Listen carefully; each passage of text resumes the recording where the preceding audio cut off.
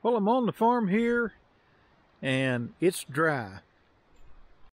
The creek has, while it's got good water in it, it's receded pretty good amount. You can see down along the edge here where the water normally would flow and, you know, fill in down in here.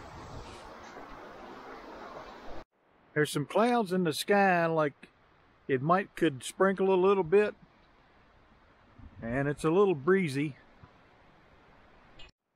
We're not in a drought, but we've gone several days and weeks with just an intermittent shower here and there, and it's having an impact on how much our hay is growing.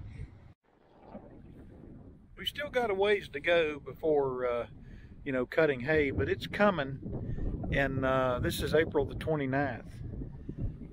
I'd like to see it sprinkle a little bit, maybe even a good rain, a good soaking rain. I feel our grass should be much taller. Last year we just had a lot of rain, and grass and rain and fertilizer made for some really high yielding hay, but I kind of feel like we're somewhat stunted in our growth because we just haven't had a whole lot of rain. A month ago, this place was a mud pie, especially right in here. If a hay customer were to come, we would not need a chain to pull them up to the barn like we did earlier in the year. Or this big clevis on the back of the Massey Ferguson 1105. There's another problem too, and that is people are just not putting down fertilizer, I don't believe, around us like they would have in the past. The price of fertilizer has taken a jump. When you couple the lack of fertilizer and dry weather, it can equal only one thing, and that's lower yields. I have said all winter that there's been a glut of hay, and it has. We were lucky to sell as much hay as we did with what little bit we got left over.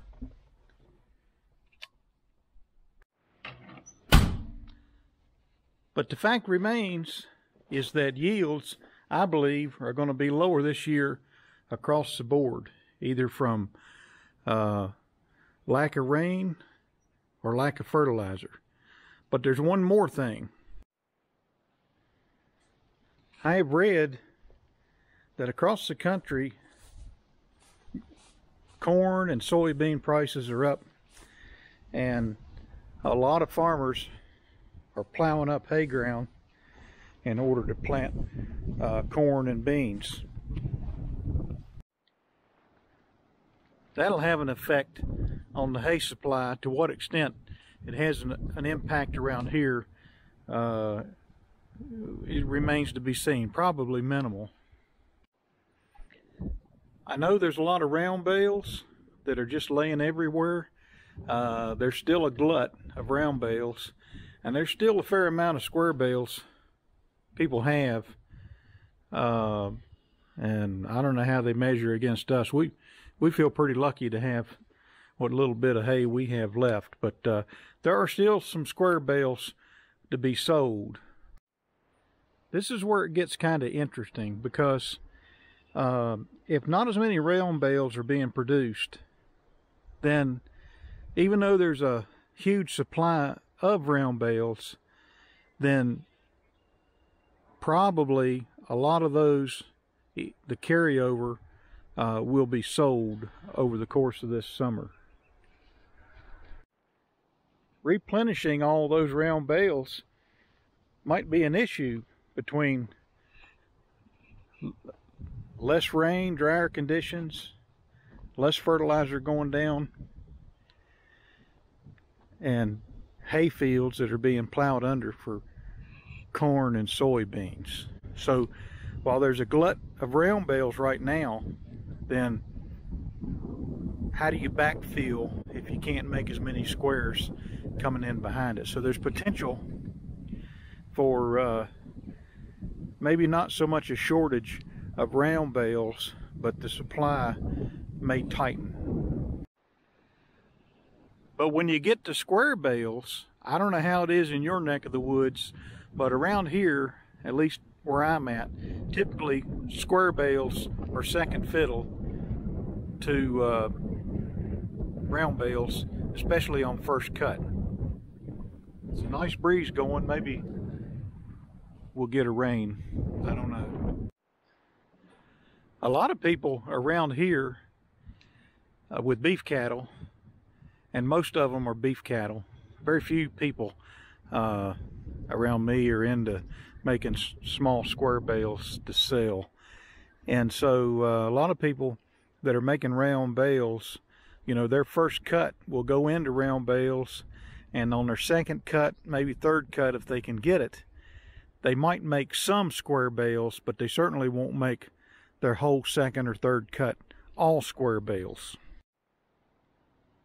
So if the hay growth is slow, the fertilizer hadn't been put down, and you got a herd of cattle to feed, you're probably not going to fool around with any square bales. You probably need all the round bales that you can get.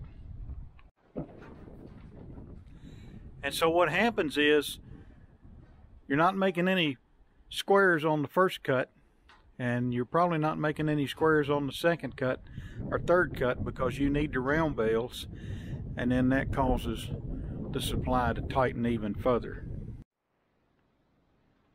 If you're making trash bales of hay, it probably doesn't matter. There's probably still going to be a glut of bales that don't exactly meet expectations for horse quality hay, like this hay right here that got a little rain on it. But if you're into making top quality hay, especially for the horse people, my guess is that there's not a whole lot of really good forage tested hay left over. Maybe there is, but I don't think so. And so going into 2021 here, there may not be too many square bales to be made to start with, and then the number of square bales that are actually decent from a horse standpoint might be negatively impacted as far as yield.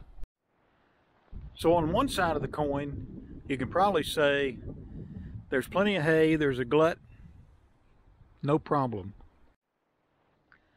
On the other side of the coin, you might say the grass is not growing because it's drier. There's not as much fertilizer being put down.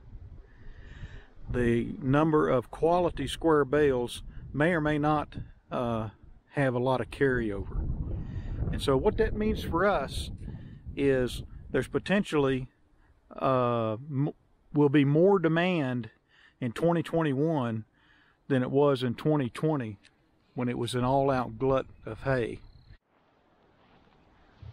So the forecast, as I said before, today is Thursday, April 29th. Tomorrow, Friday, April the 30th. I think in our area they're calling for about 3% chance of rain. Maybe Saturday they're calling for close to 0. Sunday maybe 2 or 3% chance of rain. And that trend continues into next week and the week after, according to the 10-day forecast. There may be some opportunity for some thunder showers, or maybe even some light showers, but I'm not sure if it'll be enough to make a difference. On this mountain farm, and I don't know how it is in your neck of the woods, but one thing's for sure, when we start talking about haymaking, clouds seem to form. We'll see how it goes between now and Memorial Day weekend. We'll talk to you later.